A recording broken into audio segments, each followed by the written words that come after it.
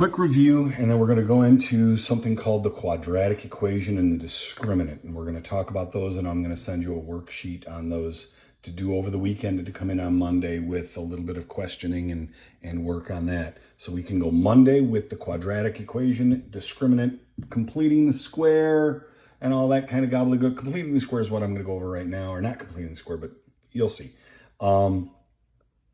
It's a bunch of stuff that you're going to need to know how to use, but it's all formulas that they pretty much give you or you can have in front of you during a test. So it's not that big of a deal. They're easy to use. Now, first things first, do you remember when we'd have this sucker right here? Y is equal to x squared plus 3x plus y. And if I wanted to find out where it crosses the y-axis in this problem, all I had to do was set the y equal to 0 and then factor this into two binomials. Okay, we did this already, but this is a quick review. Now, some of you may have started to realize that, holy cow, if we're finding this, we're actually working with a parabolic curve, and we're finding out the parts or the places on a graph where my graph is going to cross the x-axis. So if I can find the vertex of the equation, of the parabola, and then I can find where it crosses the x-axis, those are the only 3 points that you really need to graph a quadratic equation. Okay, this parabola. You find the vertex, and then you plot these 2 points, and bibbidi bobbidi boop, you're done. Well, let's check this. Do you remember with this problem, it's going to be x plus. We know that. Why? Because it's plus plus in the trinomial. And we have to take, oh, cool, it's a prime number. So the prime number for 2 doesn't matter where you put it. It's going to go 2 and 1. So that's going to work out. We have factored this trinomial into these 2 binomials, and we know that they both have to equal 0. And we have to find out the solutions, multiple in this case, that we could put in that would make this statement true. So it's x plus 2 is equal to 0. X plus 1 is equal to 0. Solve this by subtracting 2, and x equals negative 2. And subtract 1, and x equals negative 1. Oops, negative 1.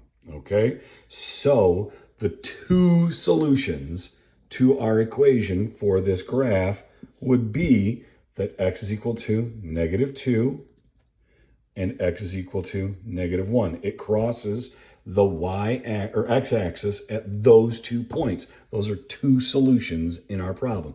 2 solutions for x that would make this statement true.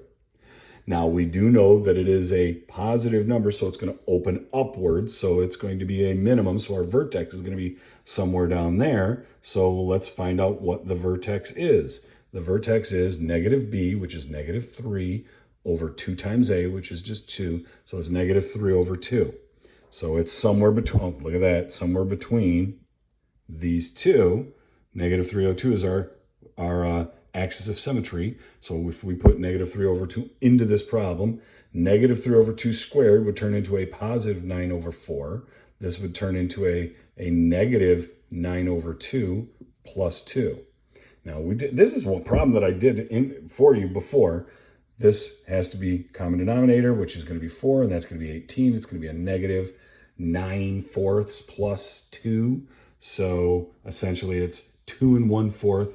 A negative 2 1/4 and a positive 2. So your answer should be down here, and it should be like right about there. And it opens up like that in our graph. Okay. Now, simplifying this by turning it into 2 binomials, factoring it, I should say, not simplifying it, it's actually turning it more difficult, is one way of working with quadratics. Now, what if they give it to you written like this? Oh no, I don't know what to do. It's so difficult. Get rid of the parentheses. X minus 4 squared is equal to 9. You do the x minus 4 times x minus 4. That's all that means. Factor it, or multiply it, distribute it. X times x is x squared, x negative 4x, negative 4x, positive 16, and it all equals 9. Okay, I know I flew through that, but you guys should know how to do this. You should know how to multiply and do the FOIL method or whatever method you use. Lattice. Combine like terms. It makes x squared minus 8x plus 16 equals 9. Now, some of you may have been able to look at this and say, since it's one of those perfect square binomials, I know that all I do is take the last number, multiply them. It's going to make my last number. Take the two numbers here, add them. It's going to make my middle number, my oi. Okay? As you get better with this, the quicker it's going to get for you to be able to work with these problems. But we're not done yet. We still have a number over here. Okay? Still have a number over here. So we bring this over to the other side, subtract 9, and it turns into x squared minus 8x plus 7 is equal to, now what's over here? 0. My hero, 0. Okay? Now it's turned into exactly the same type of problem that we just worked with before. Okay? You have to factor this out. Okay? We know it's going to be x minus x minus. How do I know that? Because it's minus plus. You remember that chart that I wrote for you before? You may have to go back to the video where it tells you that minus plus is a minus minus binomial to make the trinomial. And this is nice, people. This is another prime number, so it doesn't matter where we put the 7 and the 1. It's done. It doesn't matter which side we put it. Now, some of you can just look at this and go, oh, I know the answer is 7 and 1. Others are going to need to write x minus 7 is equal to 0, x minus 1 is equal to 0, and solve by adding the 7 and adding the 1. Okay? And your solution to this equation will be x is 7, x is 1. Those are the two solutions. I mean, if you wanted to graph it and do the vertex and do all of that, if they're just asking for what are the solutions to each equation, they're just asking for what the x value is. Where does it cross the x-axis? If it's not telling you to graph it, if it's not telling you to do anything of that nature, that's all they want you to do. Okay? Sound good? Awesome. Now, yippity skippity.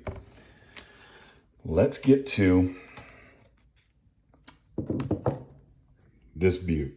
Okay, this is the quadratic equation. Okay, the quadratic equation is x is equal to negative b plus or minus the square root of b squared minus 4ac all over 2a. This is a long and drawn out way to be able to find out your x values. And there is a thing called the discriminant. Okay, the discriminant of this problem. Let me find the correct discriminant. I think it's an I. Yep. Nant. Okay, the discriminant. The discriminant is this chunk inside of the radical. Okay, so it is, the discriminant is b squared minus 4ac. What does the discriminant tell you? Okay, it tells you how many solutions there are in the problem, how many x intercepts there are in the problem. You'll either have 0 solutions, 1 solution, or 2 solutions.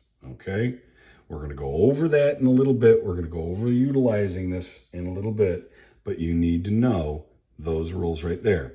I'll come back to you with another video on Monday. I just needed to drop your toes into the water of the quadratic equation and what we're going to utilize this next week for. This is going to be Monday, the quadratic equation and discriminant. I'll post a video. You'll look at it. You'll find the discriminant, and then we'll go over some information from there.